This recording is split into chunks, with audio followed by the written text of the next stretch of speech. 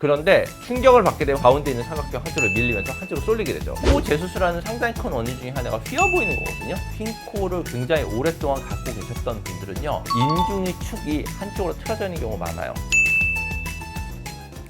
안녕하세요 시청자 여러분, 성형외과 전문의 이사환입니다. 오늘은 휜 코 교정에 대해서 한번 얘기를 해보려고 하는데요. 대부분 미용적인 목적으로 수술을 생각하시는데, 사실 생각을 해보면 코는 기능적인 측면이 분명히 있어요. 숨을 쉬거나 냄새를 맡거나 이런 기능적인 측면을 수술할 때 고려를 해야 되는 경우가 있거든요. 그래서 일단 휜 코에 대해서 양상들을 하나씩 보면서 제가 설명을 해드리도록 할게요.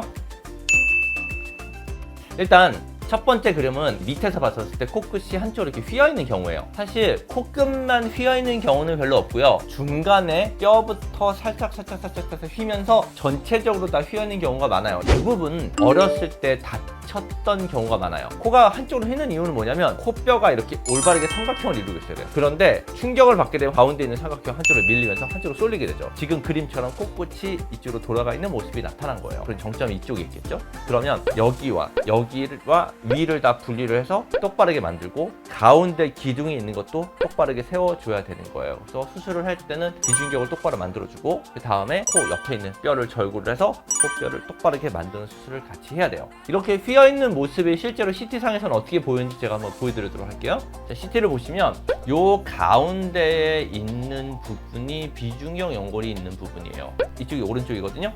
오른쪽으로 비중격 연골이 휘면 그쪽이 숨쉬는 구멍이 길이 좁겠죠. 이쪽은 넓고. 그래서 대부분 CT를 찍어서 이렇게 휘어있는 경우를 보통 비중격 망곡증이라고 얘기를 해요. 두 번째는 여기를 보면 이 부분과 이 부분을 비교를 해보면 이 윗부분이 훨씬 더 좁죠. 여기보다. 여기가 이제 비밸브라고 해서 숨쉬는 길이라고 생각하시면 돼요. 이 비밸브가 좁아져 있는 경우 비밸브 교정이라고 하는 수술을 해요. 겉으로 봤었을 때 휜 코가 아니라 기능 코라고 하는 경우는 코 안쪽에 숨쉬는 걸 어떻게 만들어 주냐의 문제거든요. 비중격 휘어져 있는 부분을 똑바르게 잡는 수술, 그게 기능 코의 한 가지고요. 두 번째는 비밸브 교정술이라고 해서 이 부분, 이 좁아져 있는 비밸브를 조금 더 펴서 숨 쉬는 게 편하게 해주는 게, 그게 두 번째고요. 세 번째는 흔히 비염이라고 얘기하는 증상인데, 비갑계라고 해서 코 안쪽의 점막 안쪽에 있는 부분이 약간 두꺼워진 거예요. 그래서 그게 비중격이랑 원래는 이렇게 공간이 있어야 되는데 비중격이 한쪽으로, 예를 들어 비중격이 이렇게 휘고 비갑계가 두꺼워지는 경우, 그쪽은 숨쉬기가 좀 불편하거든요. 이렇게 지금 보면 이 부분이 약간 두꺼워져 있어서 숨쉬는 길이 약간 또 좁아져 있는 케이스예요. 기능코라고 하는 경우는 어떠한 이유에든지 간에 숨쉬는 게 좀 불편해진 경우, 그 경우를 교정하는 수술을 기능코 수술이라고 얘기를 해요. 겉에만 휘어있는 분들도 있기는 해요. 사실 빈도가 높지는 않은데 그 경우는 그 부분만 똑바로 돌려주는 비중격 연장술을 통해서 살짝만 돌려주면 되거든요. 그 경우가 가장 쉬운 경우고, 또 하나 휜 코 중에 많은 케이스는 뭐가 있냐면 예전에 수술 받아서 보형물이 한쪽에 쏠려서 휘어 보이는 경우가 굉장히 많아요. 코 재수술하는 상당히 큰 원인 중에 하나가 휘어 보이는 거거든요. 그랬을 때 실제로 보형물만 똑바로 잡아줘서 되는 건 아니고요. 전체적인 축을 봐야 돼요.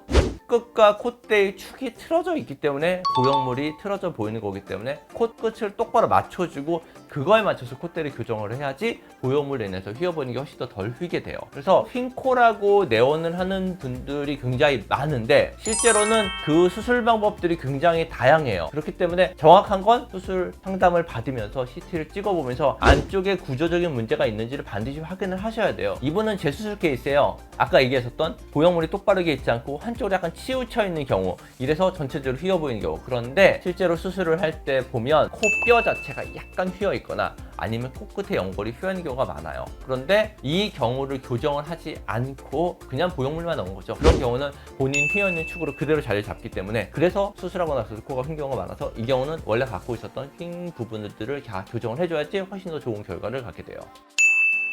코는요, 이 윗부분은 뼈로 돼 있고 이 아래 부분이 연골로 돼 있거든요. 그렇기 때문에 연골만 휘는 경우가 그렇게 많지 않아요. 대부분은 연골이랑 뼈가 같이 휘는 경우가 훨씬 더 많거든요. 물론 연골만 휘었을 땐 절골하지 않고 연골만 똑바로 잡아주면 되는데 대부분 경우에서는 절골이 필요한 경우가 많습니다. 실리콘을 같이 넣는 경우가 생각보다 많아요. 왜냐하면 휜 코를 가지신 분들은 아까 다쳤다고 그랬잖아요. 다치신 분들은요, 꼭 코뼈의 경계면이 좀 울퉁불퉁하고 매부리는 경우도 많아요. 그 부분을 정리하기 위해서 얇은 보형물을 사용하는 경우가 제법 있어요. 네, 맞아요. 그럴 수 있어요. 왜냐면 뼈는 딱딱한 구조인데 연골은 물렁물렁한 구조거든요. 그래서 다시 되돌아가려는 성질이 조금 있어요. 그래서 처음에 똑바르게 잡아놓다 하더라도 약간씩 돌아가는 게 있고, 또 큰 이유 중에 하나 뭐가 있냐면요, 본인이 다쳤던 안 다쳤던 간에 휜 코를 굉장히 오랫동안 갖고 계셨던 분들은요, 인중의 축이 한쪽으로 틀어져 있는 경우가 많아요. 그런 분들은 말을 할 때 보면 이렇게 우, 이 이렇게 했었을 때 한쪽에 있는 입꼬리가 더 많이 당겨져요. 안면 비대칭이 좀 심한 거죠. 그래서 수술을 똑바르게 잡아놓더라도 입꼬리가 당겨지는 방향으로 코끝이 약간 더 이동하는 경우가 있어요. 그 경우는 한 1년 정도 있다가 그런 부분만 살짝 더 잡아주면 돼요.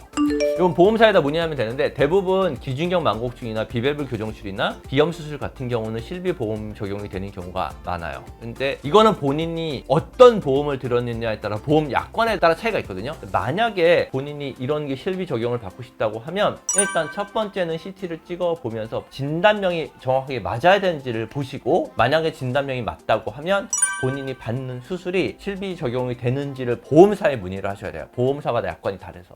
그래서 그쪽에서 된다고 하면 수술하시면 됩니다. 네.